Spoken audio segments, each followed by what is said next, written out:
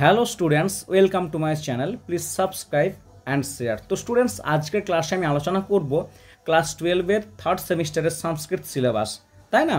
তাহলে প্রথমে আমরা দেখে নেব যে এই যে থার্ড সেমিস্টারের যে এক্সামটা হবে সেটা কত নাম্বারের হবে। ফুল মার্কস রয়েছে দেখো 40 নাম্বার। আর প্রশ্ন কেমন পড়বে দেখো, এমসিকিউ টাইপ, অর্থাৎ শর্ট প্রশ্ন, তাই না? তাহলে আমরা প্রথমে পার্ট 1টা কিন্তু দেখে নেব যে পার্ট 1-এ আমাদের কোন কোন টপিকগুলো রয়েছে। এখানে প্রথমে দেখো কি রয়েছে, সংস্কৃত লিটারেচার তথা সংস্কৃত সাহিত্য। ইউনিট 1-এ কী রয়েছে, গদ্য অর্থাৎ প্রোজ। সেখানে কি রয়েছে, শ্রীমতী অবদান শতকমের অংশ বিশেষ। এই যে শ্রীমতী গদ্যাংশ থেকে আমাদের প্রশ্ন কতগুলো আসবে, 5টা শর্ট প্রশ্ন আসবে, অর্থাৎ 5 নাম্বার আসবে, তাই না? দেখো ইউনিট 2-তে দেখো, ইউনিট 2-তে কী রয়েছে, পোয়েট্রি বা ভার্স, পদ্য, অভ্যাস বর্ষগাং মনহা। এটা কি শ্রীমদ্ ভাগবত গীতার নির্বাচিত অংশ।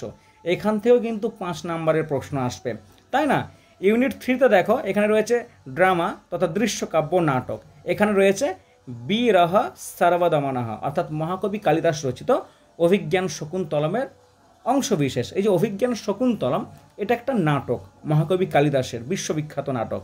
এর 2টি চরিত্র, এটা একজন হচ্ছে রাজা দুষ্মন্ত আর শকুন্তলা, তাদের যে পুত্র সর্বদমন, তার চরিত্র নিয়ে এই নাটকটি রয়েছে, তাই না? এই সর্বদমনের পরবর্তী নাম হয়েছিল ভরত, তারই নাম অনুসারে আমাদের দেশের নাম আজ ভারতবর্ষ। এই যে দৃশ্যকাব্য বিরহ সর্বদমনঃ থেকে 5টি এমসিকিউ আসবে, অর্থাৎ 5 নাম্বার আসবে। বোঝা গেছে? এরপর দেখো আমরা চলে যাব পার্ট 2-তে। পার্ট 2-তে কী রয়েছে দেখো, পার্ট 2-তে রয়েছে সংস্কৃত ব্যাকরণ এবং সংস্কৃত সাহিত্যের ইতিহাস। ইউনিট 4 দেখো, গ্রামার, ব্যাকরণ, খুব গুরুত্বপূর্ণ একটা অংশ। এখানে প্রথমে রয়েছে কি, প্রত্যয়। প্রত্যয়তে কি রয়েছে, তদ্ধিত প্রত্যয়, অন, মতুপ, তরফ, ইয়সুন, তমফ, ইষ্ঠন। এবং নাম ধাতু প্রত্যয়, এখানে কি রয়েছে, কাম্যচ, কচ, ক্রিয়ং। এখান থেকে 5টি এমসিকিউ আসবে, অর্থাৎ 5টি প্রত্যয় আসবে, সেটা আমাদের কিন্তু করতে হবে, তাই না?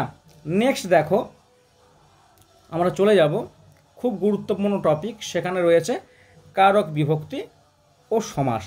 এখানে দেখো, কারক বিভক্তিতে কি পড়তে হবে, কারক কাকে বলে, বিভক্তি কাকে বলে, তার প্রকারভেদ, এটা জানতে হবে, এটা প্রাথমিক জিনিস।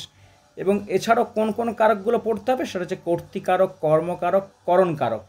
এবং সমাস কি পড়তে হবে, অব্যয়ভাব সমাস, তৎপুরুষ সমাস। এখান থেকে কিন্তু 5 5-এ 10 আসবে। সমাস থেকে 5 নাম্বার, কারক থেকে 5 নাম্বার, তাই টোটাল ব্যাকরণ কত নাম্বারে হলো, 15 নাম্বার, তাই না? তাহলে প্রথমে আমরা কী দেখেছিলাম, প্রথমে কিন্তু গদ্য পদ্য নাটক থেকে 15 নাম্বার।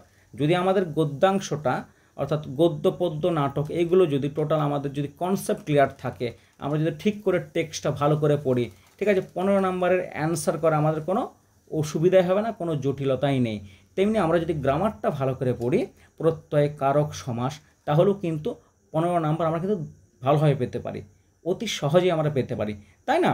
এরপর নেক্সট দেখো, নেক্সটে চলে যাব, খুব গুরুত্বপূর্ণ ইউনিট 5। এখানে রয়েছে পৌরাণিক এবং লৌকিক সংস্কৃত সাহিত্যের ইতিহাস। প্রথমে রয়েছে দেখো 1 নম্বরে পুরাণের সংক্ষিপ্ত পরিচয়। এখান থেকে 3টি প্রশ্ন আসবে, 3 নাম্বার, অর্থাৎ এই যে উপপুরাণ রয়েছে, মহাপুরাণ রয়েছে, তাদের সংক্ষিপ্ত পরিচয়, সেখান থেকে শর্ট প্রশ্ন আসবে।